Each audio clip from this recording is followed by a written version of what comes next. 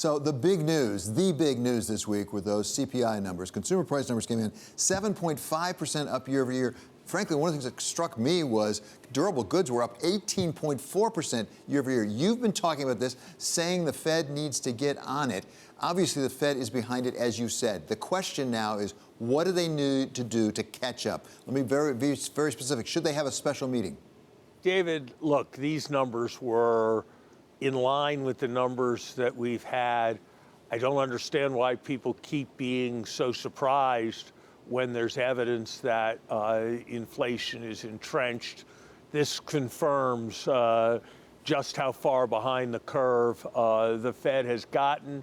And this, along with the fact that it now looks like Build Back Better is in trouble, confirms what a serious error the excessive stimulus of last March was. Here's what I think the Fed should do.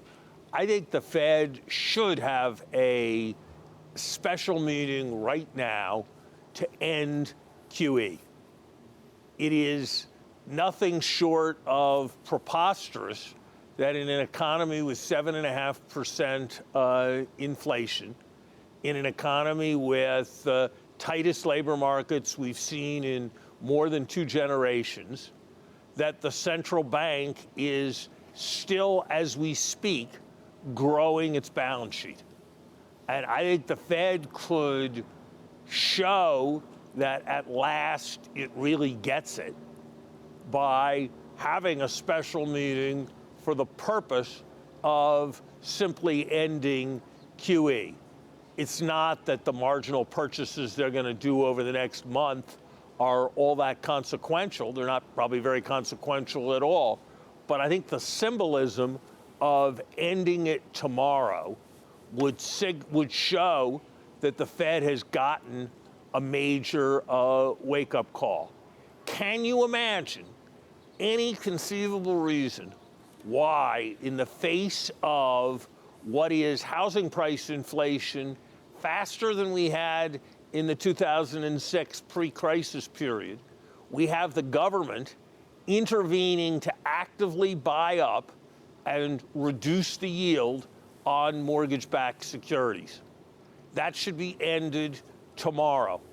And it would be precisely the suddenness of the action that would cause it to signal that we were really very clearly in a new regime. What about rate hikes? We also had Jim Bullard, the president of the Kansas City Fed, this week come out and say, look, I think we should raise rates by 100 basis points by June. And by the way, we should not limit it to 25 increments. What about raising rates? Should it be done before the March meeting? And should we be looking at things more than 25 basis point increases? I don't think there's any need to do it before the March meeting. I think the Fed needs to be much more careful about the use of the forward guidance instrument in a world where it has shown itself to be so dismal a forecaster of what's going to happen in the economy. Most of the poor forecasting is not the Fed's fault. It tracked the consensus and reflects the inherent difficulty of forecasting. But nimble and humble does not mean making announcements about what you're going to do over periods of 6 months or a year in a highly volatile economy. And the Fed needs to go back to the old ways, which are much more about nimble and humble.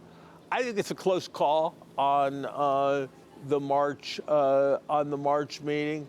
I would be inclined to think that markets are going to increasingly build that in. And if they do, I don't think the Fed should be surprising them on the dovish side. And I don't think the Fed should be trying to guide them to the dovish side. So I think there's a good chance that there's going to be a progression towards near inevitability of the 50 basis points. And if so, that's okay. But if markets don't go that way, I also don't think that is a terrible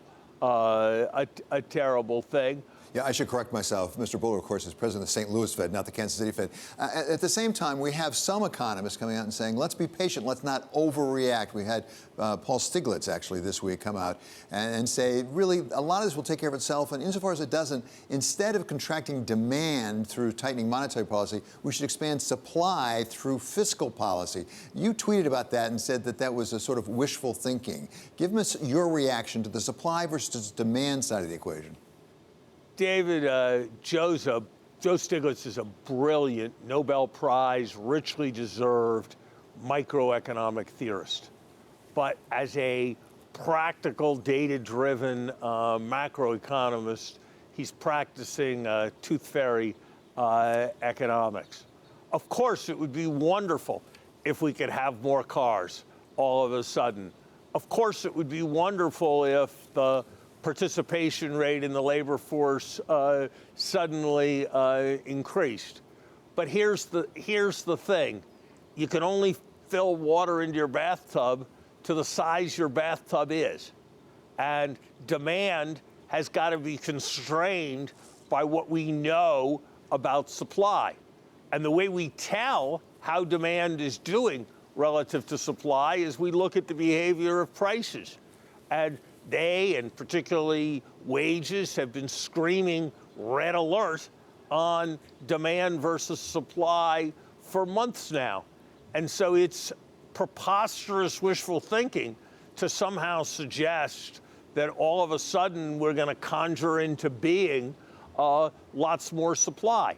The administration's absolutely doing the right thing with its policies to try to clear things up in the ports and the like.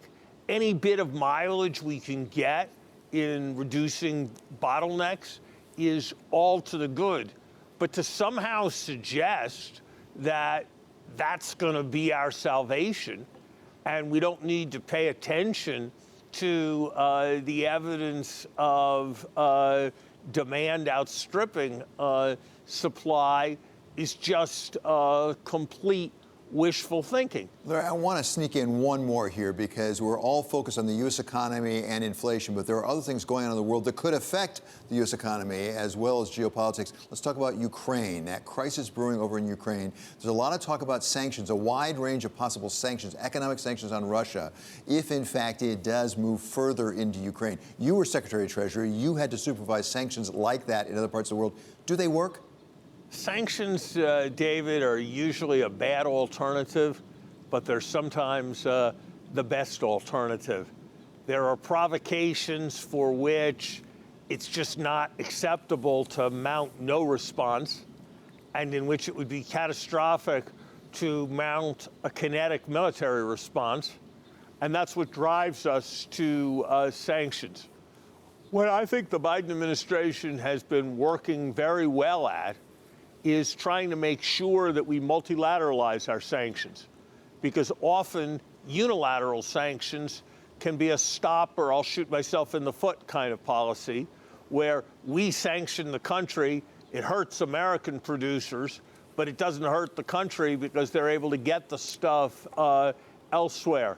So sanctions with a multilateral perspective, I think that's probably the right kind of policy, but I think the devil is in the devil's in the details. And I must say, having been critical of them in some areas, this seems to me to be something where, so far, the Biden administration is proceeding with great skill, care, and thoughtfulness. And I think that's an encouraging thing to me.